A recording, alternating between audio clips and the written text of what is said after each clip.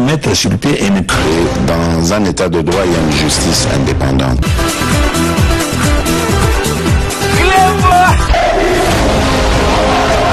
Ce n'est pas pour rien qu'il faut déconstruire. C'est vrai, du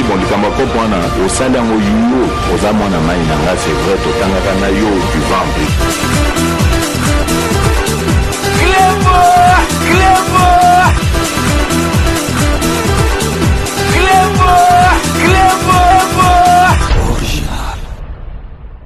Salut et bienvenue sur Clébois Original. Merci de votre fidélité. 5 minutes avec César Ngadi. Tout le monde est d'accord et il en restera ainsi pendant très longtemps. 5 minutes à l'élo, boyebi que 5 minutes ezali wana to ebisaki bino ke ba biloko oyo bandoki bazali ko bimisa parce que Congolais lingi distraction. Congolais lingi distraction même na moment oyo il faut tous la focaliser na makambo oyo à est oyo à Kagame. Depuis 25 ans, le Kakabisuka a un problème aussi yango, mais Congolais se laisse berner, Congolais se laisse entraîner na kati ya Babulo Komoko oyo ezali kutu na esika ya kozalate. Lelo na kokaki ko faire passer yango te parce que ndenge na epsa bino ba misusu bazali na ba mboka moko reculer oyo ka batu balandaka biso zokao awalando na Pyongyang.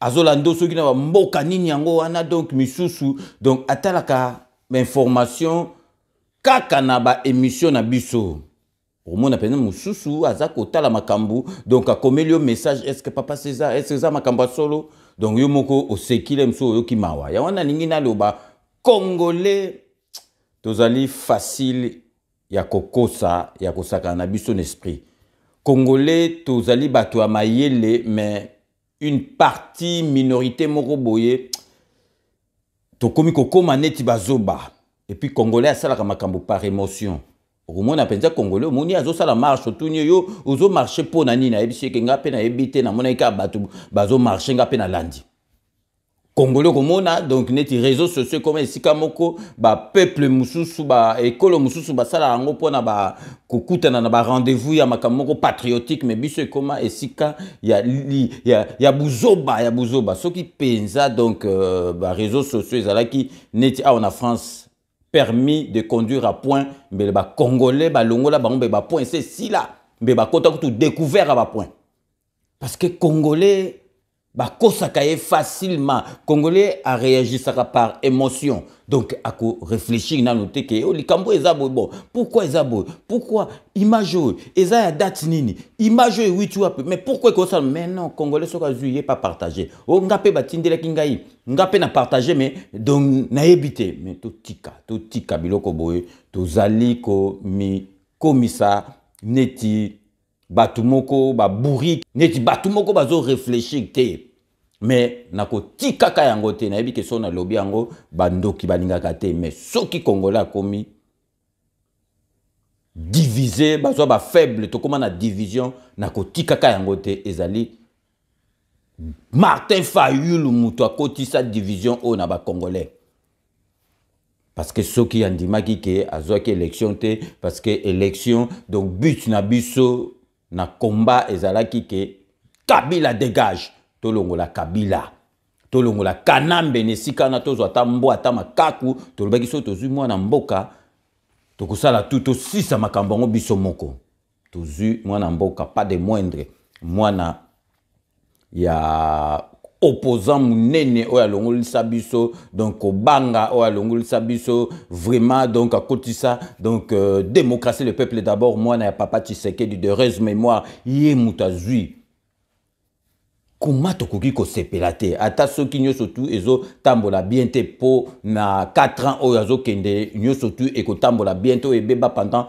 18 ans ya Kanambe 32 ans Mobutu 50 ans et ko si la mbala moko te wana ezala présent nini bozwaki ezala wapi engo si la mbala moko te nazola kisabino soki Kanambe na 18 ans na ye azwaki changement ya mboka na biso ndenge bozomona photo ndenge ya changea soki pe mboka na biso changea ki ndenge ya sala métamorphose boye mbele mboka na biso ekoma bien mais ya changea mais mboka na biso a changé sango te pendant 18 ans. Donc, Congolais, to tika, qu'on se laisse berner, il faut to réfléchir. Ce que il y côté na internet ou bien nini, ou ya analyser na no yo moko oyeba lukuta parce que biloko belé ekota na internet, nous surtout les habienté. Mingi za la kultura surtout ya ba lukuta, surtout ba ndoko oya Congo, mo na epsa bino ke soki ba ndoko ya Congo ba lali bazo boule lobby.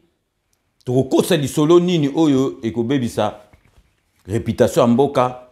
Et qu'on ça Félix Antoine Tshisekedi Fachi Beto président de biso Sony et qu'on ça maman Nyakero première dame na biso Denise et qu'on ça Sony oyo et qu'on baby sa réputation ya mboka. N'est pas rabine faut tous à la chauvin tous à la chauvinisme net ba français bon mon ba français ndenge ba kumisa makamuna bangote donc soko oyeba nini loko moko soko za makasi comme français au moins ndenge ba ofula yo.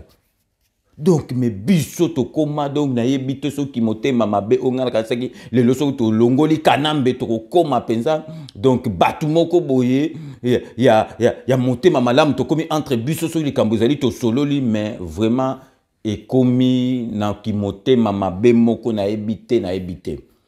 Pour revenir à notre sujet du jour parce que wana zalika intro na yeb sabino sujet na biso ya lelo ezali nazali ko pesa bino raison nini oyo Gisèle Mpela na Bayati Lukwebo bakutanaki na Genève na Suisse ba photo oyo bomoni etamboli na réseaux sociaux na koyebisa bino tina nini bakutani na Suisse parce que donc vraiment polémique ne fait que enfler donc ils ont panza na bino mo boyebi d'une façon virale mais na epsaki bino ke batumsu bazaka musika baye baka ben information kaka na biso soki makamusu so mona ngai na moni yango me na moni mo tina na lobela ngote mais soki na vandi na kanisi na bino kotika bandeko na ngai boyete parce que boyebi que 5 minutes avec César Ngadi tout le monde est d'accord ezali cours éducation civique ezali émission oyo et qui s'arabat mitema ezali éveil il y a patriotisme na biso éveil parce que congolais na yebité mais heureusement que bazali minoritaire nazali sikoyo ko expliquer bino photo oyo bozali komona ya ndeko na biso a moi si Gisèle Mpela akendaki na conseil de l'international socialiste oyo esalamaki na Genève na Suisse ezali conseil moko tokoki kobenga ezali symposium moko esalamaka ya ba parti politique ya ba mboka nyonso tout c'est la première fois babenga ba parti politique ya mboka na biso esalamaka na Suisse donc ba année nyonso tout bayati akei kuna pas en tant que président ya Sénat accueilli en tant que président il y a parti politique na AFDC boyebi AFDC zali parti politique munene oyo na union sacrée de la nation ezana poids munene parce que bazali na batu ebele na conseil de l'international wana socialiste na Genève na Suisse Gisèle Mpela akendaki na compte ya parti politique na bango oyo babengi RCO wana pe ezali parti politique oyo Gisèle Mpela azali na kati donc babenga ki yepe akendaki kuna donc ezali pe toko pe ces exemples soki pe donc Martin Sali na maman na biso Blandine ngana benga la dame de fer na RCKP babengi saki bango bango okende soki pe petit na ngai donc Papi Volcan na non aligné pe babengi saki bango na Genève bango okutana pe na Bayati kuna siko Bayati azali quand même autorité munene mboka na biso o batunyo surtout par musu ba mona ke na musika ba mona ke na télévision atako to biso boso to bimi na ba miso abatu ba kangisaka biso ba photo bazo kanga biso ba photo souvenir parce que mususu ba mona ka mususu biso te Bayati akoyi ko trier batu te ke o ya kokanga na bango photo Bayati azana droit ya kokanga batu mususu ayebi batu mususu ba yebi te et puis so ba sengi photo donc il faut azala gentil, bakangana batu photo, oyebite nga batu msu bakangana nga ba photo nga na yebi bangote, mais tant que bokanga photo, bukangi photo. Donc je rappelle une fois de plus, donc Baya Tilukwebo akenda ki na Genève, kuna na Conseil de l'international socialiste en tant que président ya Sénat, accueilli en tant que président ya AFDC. Gisèle Pela accueilli pe na compte ya parti na bango RCO. Bake ko kutana kuna ezalité que Gisèle Pela accueilli ko représenter Congo na Genève kuna soki batu bazotia soki na Nations Unies soki na nini ezali mawa batu ba profitaka kaka na biloko moko donc baliverne biloko moko ezanga tina pona ko créer polémique na ndenkara ya mabe. Gisèle Pela a représenté mboka na biso na Genève soki na ONU soki na nini en tant que qui. Mais tout tika biloko yango na talaki na baki non na koki kotika yango te. Il faut na lobela lango po bato bazela quand même ngana loba. Donc ezali donc tout le symposium moko de l'international socialiste o ele kaka donc ba nini surtout kuna donc cette fois-ci ba bengaki donc AFDC donc par le biais il y a président nango Baya Tilukwebo akei kuna tant que président Sénat akei en tant que président, il y a parti ou pas parti ou ezali quand même parti moi ma case. À part Baya Tilukwebo donc Gisèle Pela donc UDPS pe ezala ki kuna bozali ko mona like zibino pe UDPS ezala kuna donc ba koko manikolo bomoni ba carton ba onde ba tchaki ba komi mboka oyo ozali ko représenter ba komi likolo RDC Congo na se bachi donc AFDC UDPS RCO. Oh, il y a Gisèle Pela. Mais Batou Bazali donc et comment donc vraiment mais boy ba kende na pesa bino ke tokotika kate biso toza on a pas na ko zong sa bango na temps parce que ba ndoki tokotikela ka bango sous tante parce que ba makamususu ezali kutu na bandai ko linga ko kipa onte mais siko na tika asute parce que tokomi ko na 2023 donc bato ba ndoki bazali toujours ko créer ba biloko moko boy oye ko pesa bien te pour la présidente de la République, pour la UDPS. Donc, bo yebake Baya Tilukwebo azali président Sénat à Kendaki na Genève, na Conseil de l'international socialiste en tant que président ya AFDC.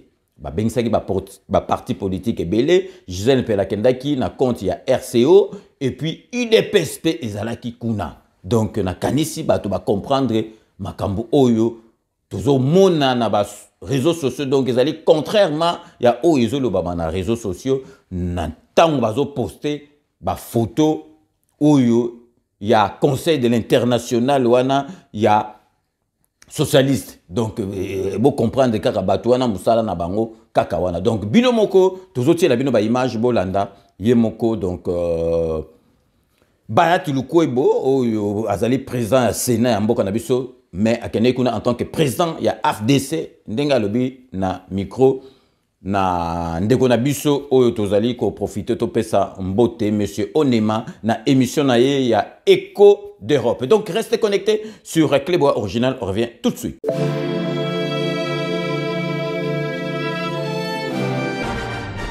Baya Tilukwebo à Genève. Le président de l'Alliance des forces démocratiques du Congo a répondu à une invitation de l'international socialiste qui tenait une session extraordinaire. Monsieur le Président Georges Papandreou, Monsieur Louis Ayala, secrétaire général de l'international socialiste, nous vous sommes très reconnaissants de nous avoir adressé l'invitation ce jour de participer à cette session du Conseil de l'international socialiste ici à Genève.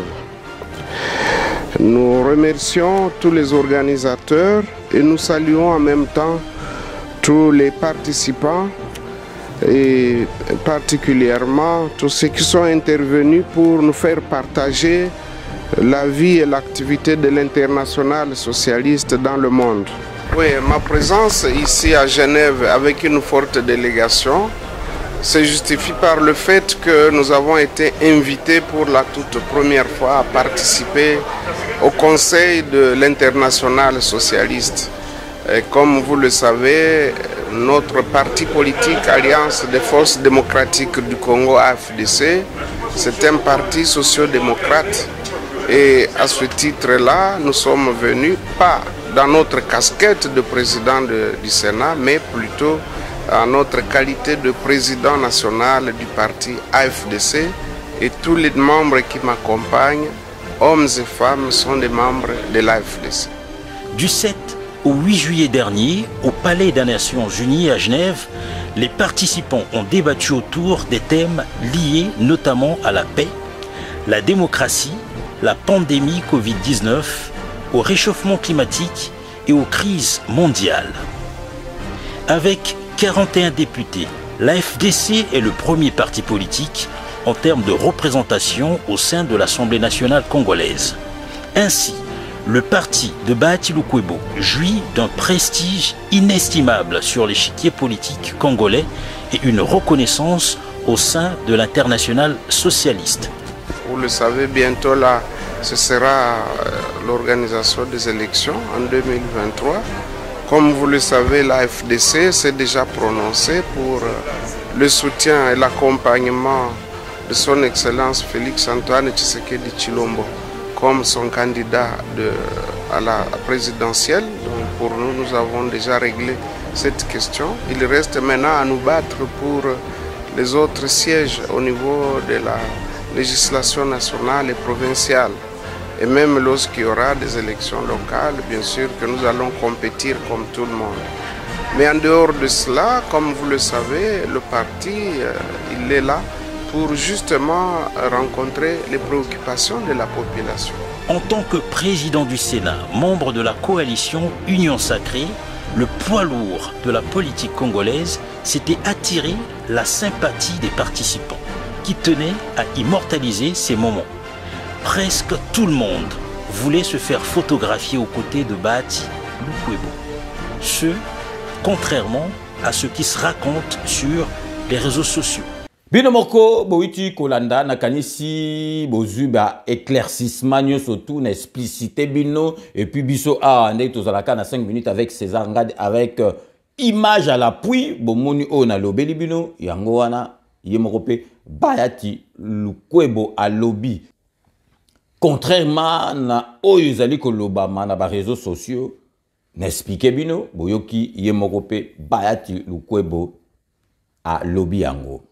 Donc, sikoyo avant tokende, avant tokota na koche la bino babanda non stolingito zongela événement o ezalaki le loto tourné dimanche o ezalaki lobby boyebi lobby ezalaki deuxième concert ya Wenge Muzika ezali eloko moko mutako passer à côté te événement munene ezalaki Oyo, ezalaki organisé par Amadou Diaby, Oyo, félicité, vraiment, merci Amadou Diaby, donc vraiment le producteur du siècle, le producteur Oyo Rotikala, na mitou ya batu, na ba mémoire ya peuple congolais d'une façon indélébile, donc azali vraiment mutumoko humble, mutumoko, donc Paris na ezalaki une réussite à 100%. Et puis, Pessi Mayele na bato ba bandengini ba préparer makam. Donc, Amadou Diaby, merci beaucoup.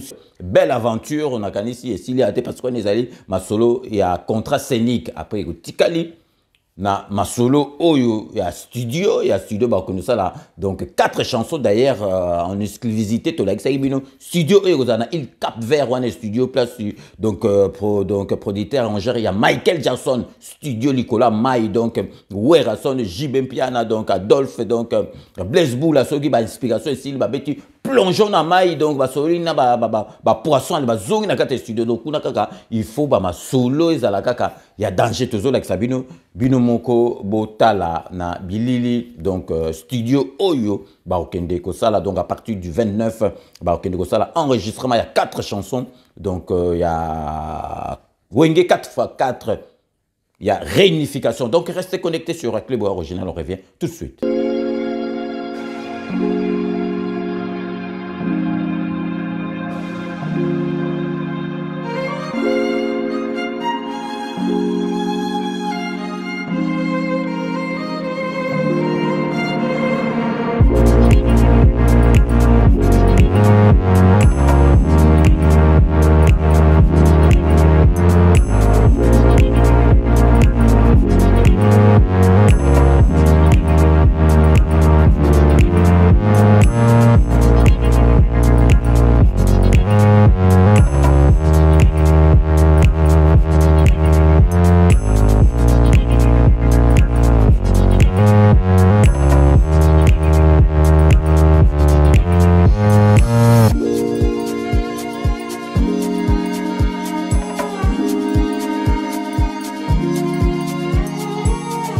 Bino mo boito landa donc on ezali ki image donc batebele bazwa ki ngote Amadou Diaby wana kuta avant kele na Kisasa tango ba wenge nanu ba komena na Kisasa te tango kende kuna atindela ki nga yango donc na sina lagisa bino yango mais na zongiseli bino yango po boye ba après concert wana donc etikali suko ba keiko enregistrer après et silité après ba za na ba tourner na Congo et puis bazana ba tourner pe misusu en Afrique parce que ba pays misusu africain ba se poser déjà donc candidat baza déjà ba candidat pour bazwa wenge ke ne connaît plus bo sanate bokolanda yango donc na club original donc tango donc Amadou Diaby na ba wenge ba kokende ko pesa mbongo tolobaki 40% ya recette ya concert stade na concert VIP o ebetaki hier mais na lingi na zongela Lisusu parce que Congolais, il faut qu'on explique, il faut qu'on le bakaka.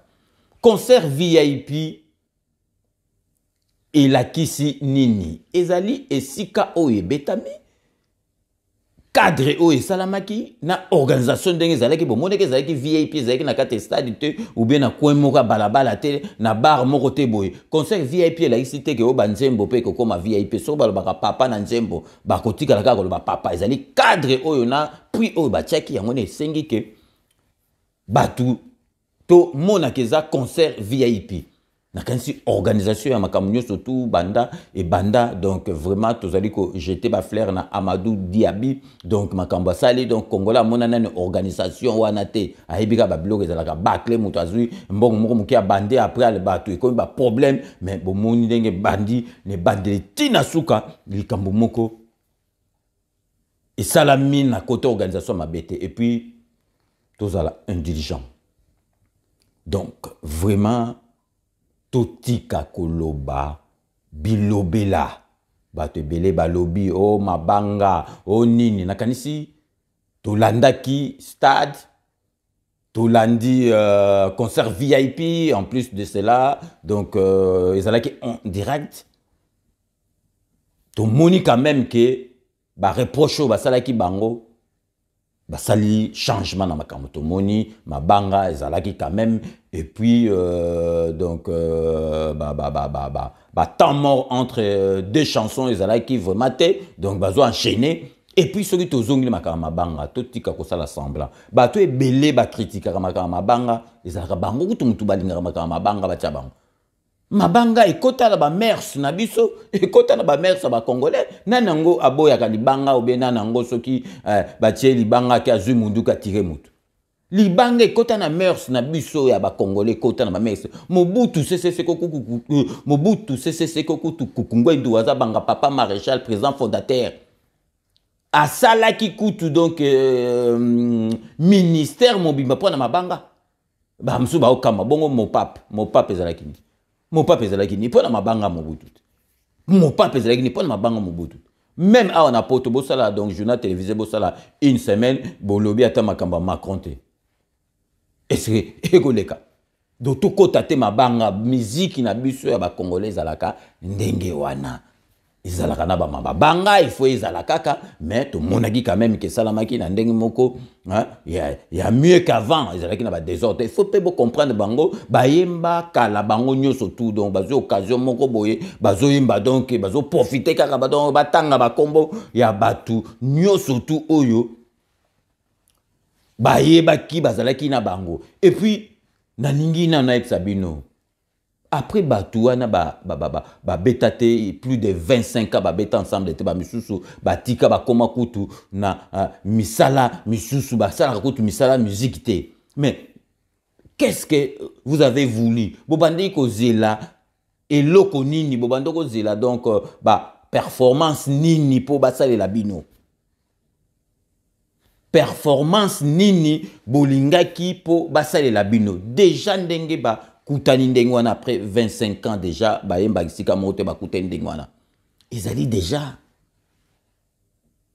succès loko ya makasi yango wana. Siko bino bolinga ki progrès nini ba sala ya makasi parce que banzembo ba beta kaleza banzembo ba beta ngona ba air moko bo faut ba adapter siko na siko. Ba beteli bino ndenge zalaki. Baza su ndenge bazalaki te, bazu ba poids, baza su ba jeune te. Donc bo kosenga bango penza ebele donc quand même bo comprendre zalaki masolo déjà ko sangisa bango de nazali kolakisa bino parce que vraiment nalakisa bino ezalaki vraiment esengo mingi tolakisa bino extrait moko epuis nasepelaki ntango baki kosechange ntango bazongi donc moko na moko azolobaka mwa histoire ya wenge esalaki ngai vraiment plaisir donc bolanda baextrait tozweli bino na oyo nayebisaki bino ke ntango bazokota na moto azos'adresse na public par rapport à entrer na wenge. Donc restez connectés sur Clébois Original, on revient tout de suite.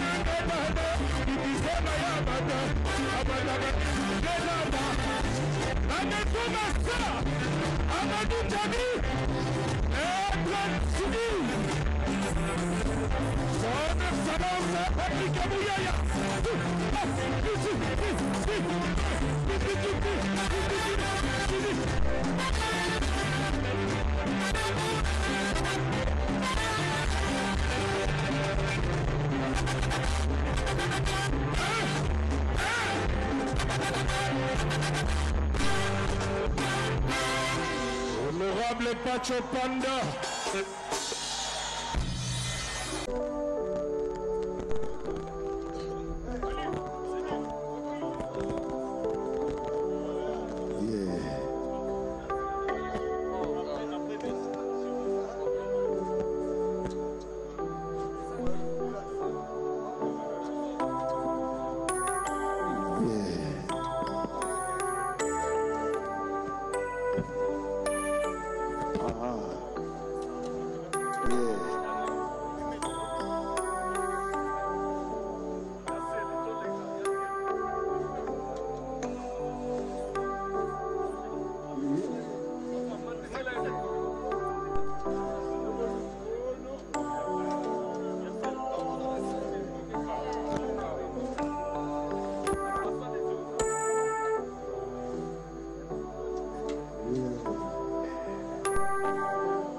musique, bon chic, bon genre, ma famille,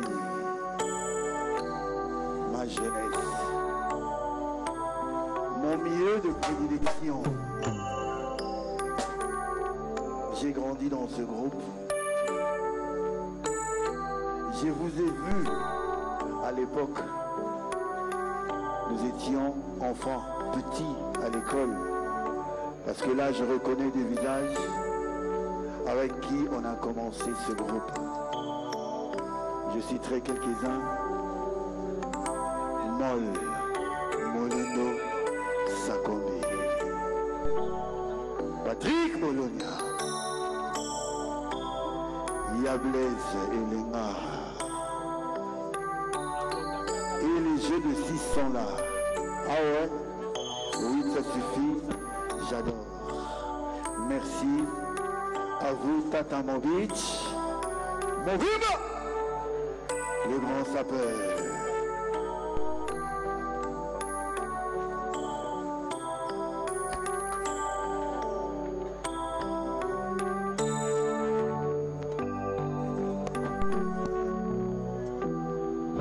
Je ne vais pas vous gâter la fête, mais je suis ton Balmé. Merci Balbin.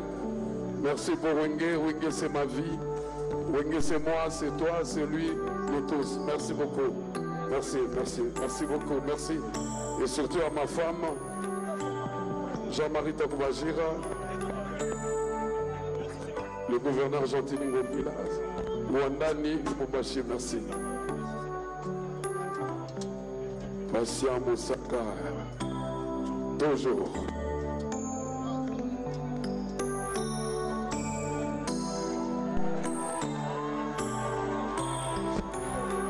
Yeah.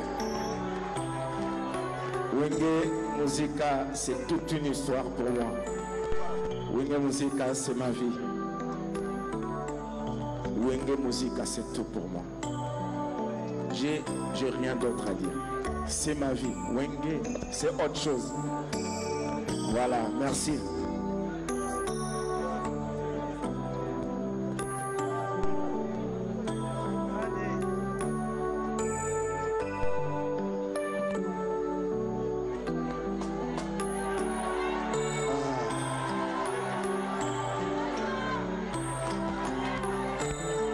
Rien que vous remercier. Tout ce que vous avez fait pour nous, je suis très reconnaissant. Et je vous dis encore merci beaucoup pour votre soutien. Désolé, je suis très bien habillé. Ah, petit le bras. Queen, madame, Queen. This is the V. Non, je ne dis pas l'anglais. Non, pas l'anglais aujourd'hui, je me suis.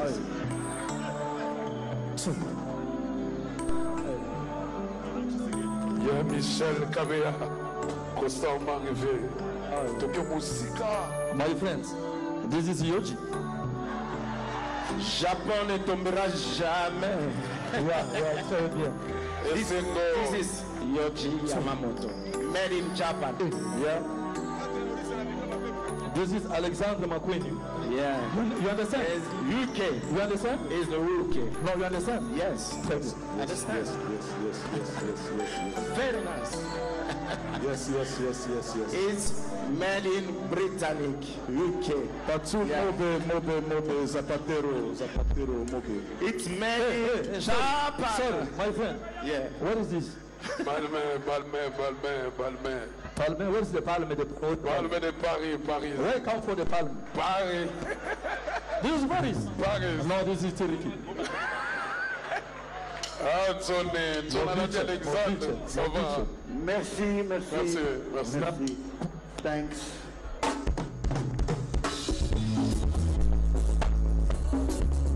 Joyeux anniversaire Patrick Mouyaya, excellence. Joyeux anniversaire, excellence Mouyaya.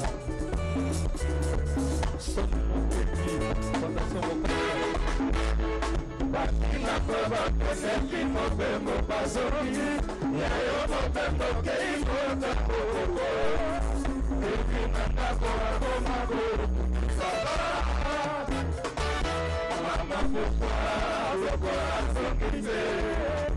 Bino moko Landa, donc vraiment, ezalaki esengo makasi.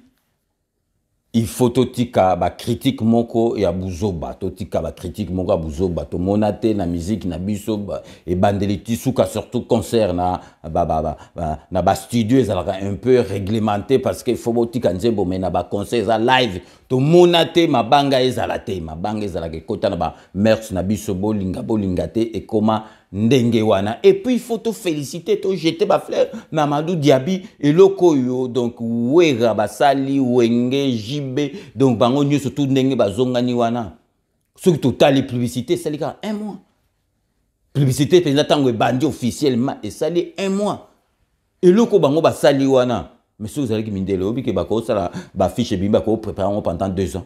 Bon, mon binote d'adju ba star international ba Gims ba kamwe ba bi non bo sakanate stade wana ils a 80 000 places ba bi loko ba ya na biso ba ça les ali jeter botuka ko critiquer parce que ba tumsusu donc ba star mususu okoye bi ce contrat publicité 1 mois star moné na rondi matabi non na ko sala makamande ngona te mais ba wenge ba sali yango donc na 1 mois ba sali yango pe publicité na zo ba tant penza publicité bandi officiellement.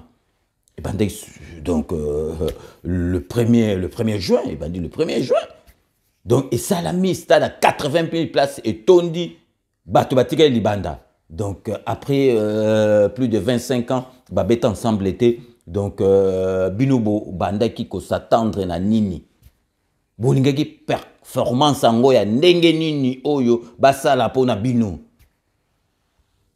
Miracle, basala ba miracle, basala ba basala bord nini yango o nini ezalaki déjà eloko nostalgique yango bomonaki même ba autorité bozomona ba autorité tozomona autorité azoyemba bozomona nani bomona autorité na ba marque wana te parce que ezalaki nostalgique donc ils ont fait penser ba néo donc tant bazalaki kokene bandule wana donc vraiment une fois de plus donc grand merci pour cette grande aventure Amadou Diaby à permettre au peuple congolais à vivre. Donc je pense que ça ne va pas s'arrêter que na masolo donc ndenge machine ndenge na ebi Amadou Diaby machine et comme il marche boye donc ils ont ça la kaka ba masolo na ba masolo. Donc on va marquer une courte pause publicitaire donc il y a ba partenaire Nabiso et puis nous allons revenir tout à l'heure mais tozo sabino ka boye bike Kodia Simo, oyo to banda ko bete la bino tango banda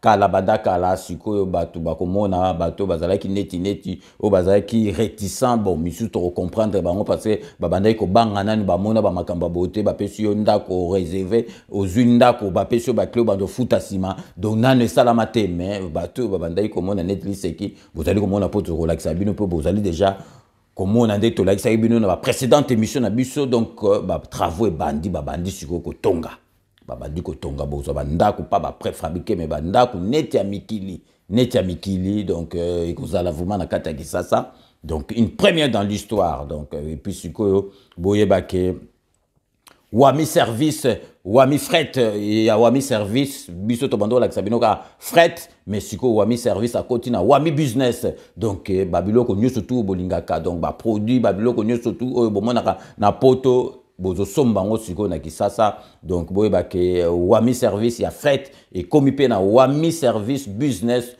oyo nyoso tout na bokasi kaka ya mama na biso Mireille Wankake. Donc, et puis, Bobo Sanate, Sepela TV décodeur, oh, yaba namboka, Sepela TV, ezali mukie, et lenginango, ezali okotambola na yango partout dans le monde, on a besoin, il y a Internet, courant, na câble, il y a HDMI, donc, nyoso tout ezanakati, on a besoin de tout. Ok, na ba chaîne musute, nyoso tout ezali nakati, et puis, boebi solution pour na bandako, ah, nakati à Paris. Bandako na kati ya Paris ezali pas supposé ndako donc solution ya bandako ezali na kitenge appartement mwana mobali azo aider bandeko na e parce que ndako na poto a na poto to lukaka mukanda na ndako na poto ko za na mbongo mona ozozo ndako te donc kitenge appartement bozo mona wana bo bengi soko visiter kiboba mbala moko yebaka ke ozui ndako na kitenge appartement et puis bo sanate salon de coiffure na biso Albinto coiffure na Saint-Denis salon ba professionnel, salon Abasta, salon Oyo Bazo, 4 souki avec sourire. Donc, toujours recommandé Binoso qui boye Awa. Na Paris, donc, pour na 4 souki, il faut Boulouka. El Binto Coiffure. Donc, restez connectés sur Clébois Original. On revient tout de suite.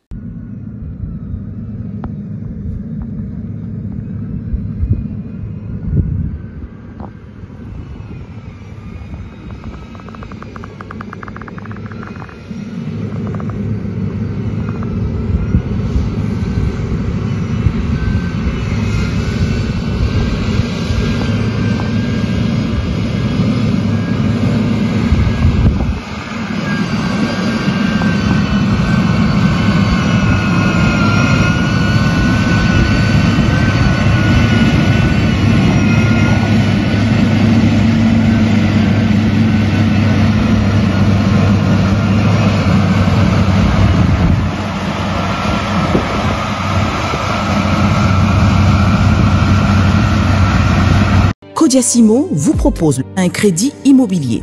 Vous êtes du Congo ou de sa diaspora? Vous désirez devenir propriétaire en RDC et faire construire votre maison en toute quiétude? Obtenez votre crédit, puis commencez son remboursement uniquement dès la livraison de votre maison. À la Cité Kimia, nos maisons seront toutes construites aux normes internationales. Située à seulement 25 minutes de l'aéroport de Njili, 10 minutes de Safari Beach, au cœur de cette cité moderne, vous y trouverez aussi un centre commercial avec plusieurs commerces de proximité. Nos bureaux sont situés au 173 avenue Mutombokachi, dans la commune de la Gombe, référence rond-point Forescom. Venez dès à présent réserver votre lot dans ce nouveau havre de paix à Maluku, ce nouvel Eldorado au Congo. Codiasimo, la meilleure adresse pour construire la vôtre. Sepela TV ezali décodeur ya Banamboka. Sepela TV différence nango ezali na ba décodeur mususu oto zalaka nango na kati ya ndaku. Sepela TV botala ngo ezaka mukie. Eza mukie olingi ko voyager ozu yango o voyager nango. Parce que ba décodeur obiso to zalaka nango evandika na ndaku, mais Sepela TV déjà eza mukie botala ozu o kolti yango na poche, na kosi na poche à veste o voyager o memi yango partout dans le monde ici que kende. Donc on a besoin il y a câble HDMI, courant na internet. Internet est comme partout, courant est partout. Donc ils ont plus de 500 chaînes yo surtout ya kitoko. Bilengi ba choix ya congolais kaka mutaoye bango. Donc congolais ka mutaye bien. Congolais kaka mutaoye ba elengi nini yo kaka. Donc congolais kaka mutaye bien. Donc c'est Sepela TV ça. Ya Banamboka. Bozwa abonnement nango, okozwa ngo ya ne mobimba, okozwa ngo pe par mois, au bengi bango na ba numéro na bango bozali komona. Donc Sepela TV ezali décodeur ya yo ya ngai. Donc ezali ya étranger te, ezali ya Banamboka. Avec Sepela TV, tout le monde est d'accord et il en restera ainsi pendant très longtemps. Bienvenue dans le monde de Sepela TV. Sepela TV est le décodeur qui vous permet de suivre les chaînes du Congo en direct de la diaspora. Wami Business, votre agence de fret maritime et aérienne.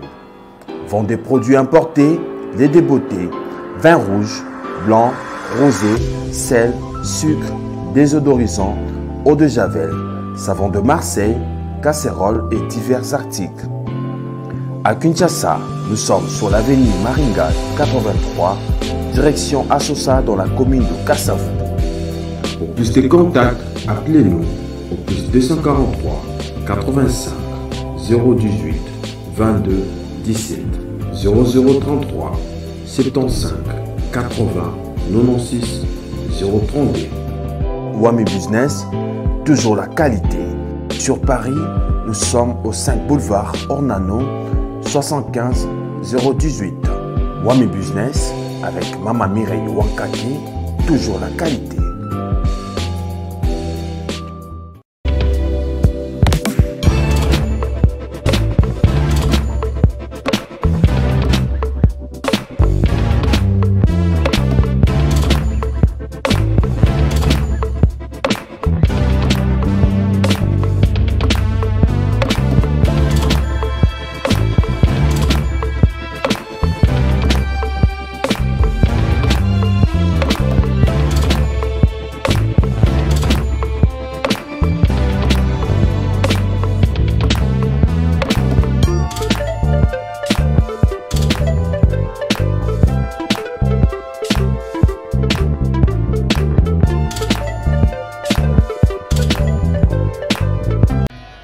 Elbito Coiffure, toujours, ça marche comme ça là, avec l'expédition là. Toujours.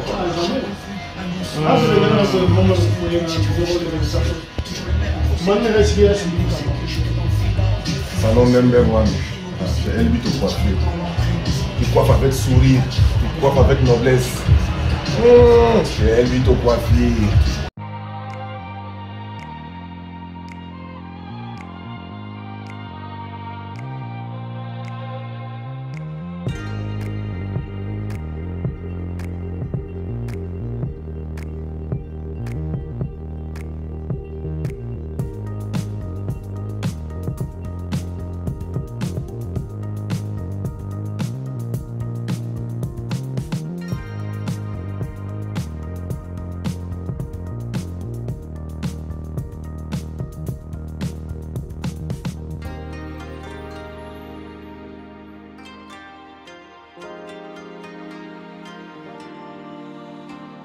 Merci de retour sur le plateau. Pour ceux qui viennent de nous rejoindre après ces bandes annonces de non-sponsors, bienvenue à vous. Vous êtes dans l'émission 5 minutes avec César Ngadi, Cléboa original. Donc vraiment, merci à ma partenaire Nabisona Binonio Sotou Oyo Bo Landaka 5 minutes. Je ne cesserai jamais de vous remercier pour la dite fidélité. Donc vraiment, les lots ezalaki uniquement pour tout longola ba n'importe quoi oyo ba bobard oyo ba tumusus na ebsarabino ba la rapo ba la muka ba ye ba lobi to ko salika munini pour peuple congolais mutu et beba. Donc tozali susu ko rappeler bino Gisèle Pela ba kutanaki na Bayati Lukwebo na cadre ya conseil de l'international socialiste na Genève kuna na Suisse ces années du symposium moko.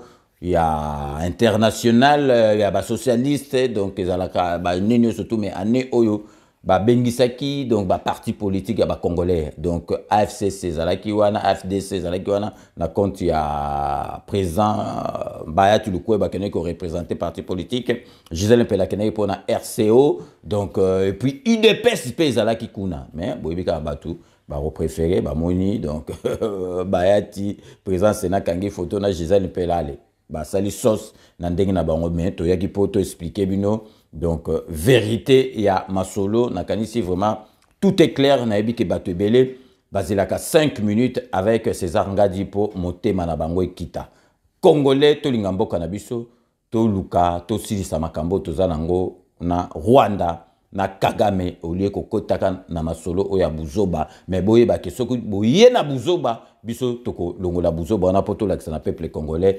vérité ya solo. Donc tokomi sikoyo presque à la fin ya émission na biso ya lelo parce que lelo to eka poto longola donc na kobe yango ta ambiguïté te donc ezalaki penza ko longola ba masolo ya mabe donc parce que bato babando ko mema donc masolo moko ba mesana ko mema bandoki ndenge kaka ba memaka masolo donc vraiment ndenge na yebsa rabino kaka ke bozala na confiance na 5 minutes soki likambo ezali tolobaka pe soki likambo mabe ndenge na yebsa bino toko tikaka lisusu tante donc tokomi na suka ya émission na biso ya lelo ndenge na yebsa rabino kaka ke je vous laisse le soin d'en tirer vos conclusions et de me faire parvenir vos commentaires comme d'ailleurs vous en avez l'habitude. Bon, boyebi kaso to komi na suka base to tika kayangote parce que base ezali penza yango muté sala que 5 minutes ezala. Mais avant tout banda ba remerciement na biso tozali ko tenir vraiment na kati émission to koyi ko tika yangote tozali ko souhaiter bon et joyeux anniversaire na ndeko na biso na collègue na biso Rouf Mbuta Nganga, micro d'or. Rouf Mbuta Nganga, reconnu d'utilité publique. Voix o etika na biso o kesoko yoki ango atozalaki na kanda atozalaki na mawa oyoki esengo. Donc vraiment Rouf Mbuta Nganga bozali komona a fêté donc tokosenga na Rouf oko matana ba 100 ans parce que talaka kozali donc reconnu d'utilité publique. Donc ce go zate donc ils allaient mawayo za wana pauvre vraiment na ko aider bana mboka Donc, Rouf Mbutanganga, bon et joyeux anniversaire. Donc, plein de bonnes choses. Nzamba pesa onyo surtout aux angi. Nzamba bate là-haut parce que aux ali mutumoko amalam serviable. Aux alara toujours pour namboka na yo. Donc, makamunyo surtout les gars pour namboka moi la ka bengai. Ah, grand prêtre, c'est ça ngadi. Donc, grand prêtre tala makambo. Donc, on a payé information. Donc, vraiment, na reconnaîtaka. Bah, effort nous surtout au sale rapport na communauté. Donc une fois de plus, donc bon et joyeux anniversaire à Rouf Mbutanganga, micro d'or. Rouf Mbutanganga reconnu d'utilité publique. Donc sikoyo to bandi bah remerciement na biso ya base to bandara toujours ndenge bobiga ke na honorable Jean Moutala, honorable Jean Moutala, donc je ne cesserai jamais de te remercier parce que je suis au sale rapport dans 5 minutes avec César Ngadi, 5 minutes avec César Ngadi, Ezali Kate, oh, Kopé Sambongo, Bakaso, honorable, appelle ça Bambongo, Bani, non, Ezali, bah, effort, oh, Kosala po, aux hommes, nous en a souci à 5 minutes, il y a club original, aux Opanzabe Mission, aux Pesa, bah, conseil, Yango, Anande, Tosengaka, donc, ou tout au coup, bah, ebelete.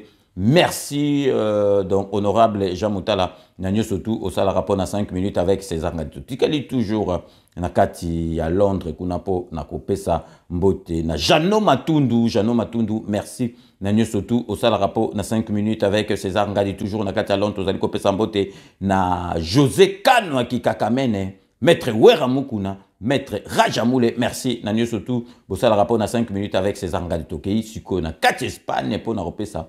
Vrai chéri Beloti Mavungu, vrai chéri à solo Beloti Mavungu na kati Espagne, merci. Na nyo surtout au sala rapport na 5 minutes avec César Ngadi Tokei Siko na kati ya États-Unis d'Amérique pour na repesa Richard Mbuluku na moi sina parce que Richard Mbuluku a tika kabiso à chaque fois ce qui to publier émission il a partagera toujours émission au moni biloko to zali ko Singapour na chaîne na chaîne nabino yangwana donc Richard Mbuluku merci na nyo surtout au sala rapport na 5 minutes avec César Ngadi Tokei na kati ya Lola Kuna na kati ya Belgique pour na repesa monsieur bon dimanche Dekos Mukoko petit frère propre Dekos Mukoko merci na nyo surtout au sala rapport na 5 minutes avec César Ngadi toujours na kati ya Belgique to repesa mbote na Poutou de Yalo la petite sœur propre Poutou de Yalola, merci. Nanyo surtout au sale rapport na 5 minutes avec César Ngadi Tokei Nakati.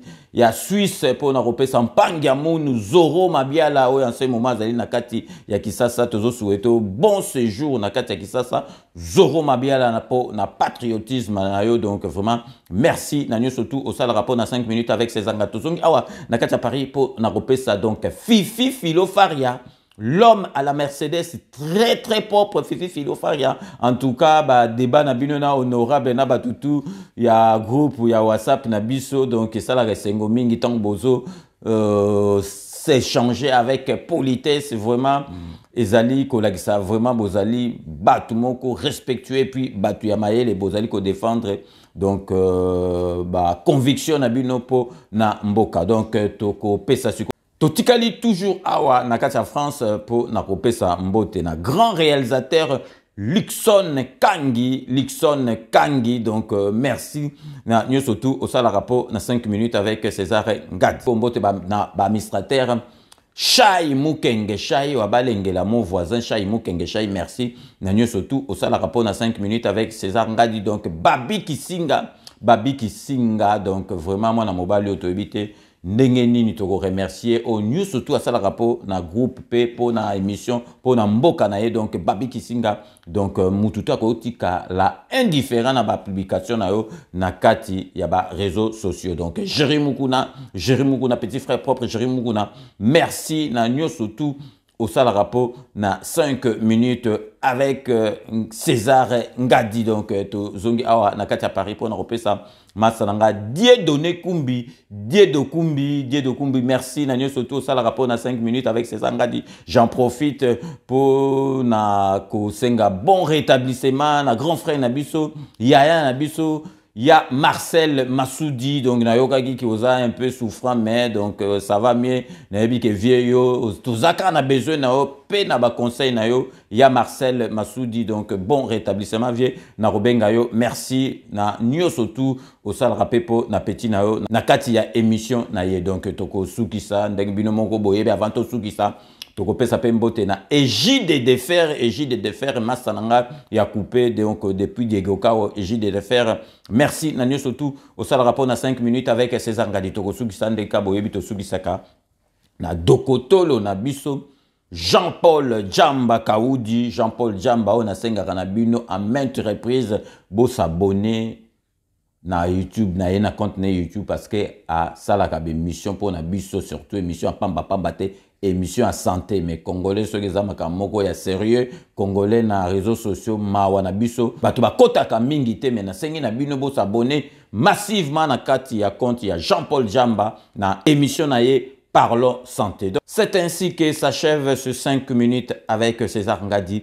Merci de l'avoir suivi. Nous allons nous retrouver avec grand plaisir dans 24 heures pour un nouveau numéro. D'ici là, portez-vous bien et à très bientôt. N'oubliez pas, tout le monde est d'accord et il en restera ainsi pendant très longtemps. Bobo Sanate, Kanambe, Arozwa, Masolo, Nambunchu, Penadikos.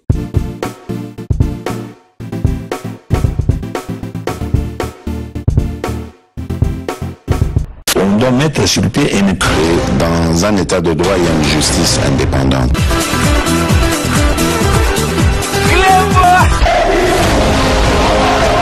Ce n'est pas pour rien qu'il faut des conseils. C'est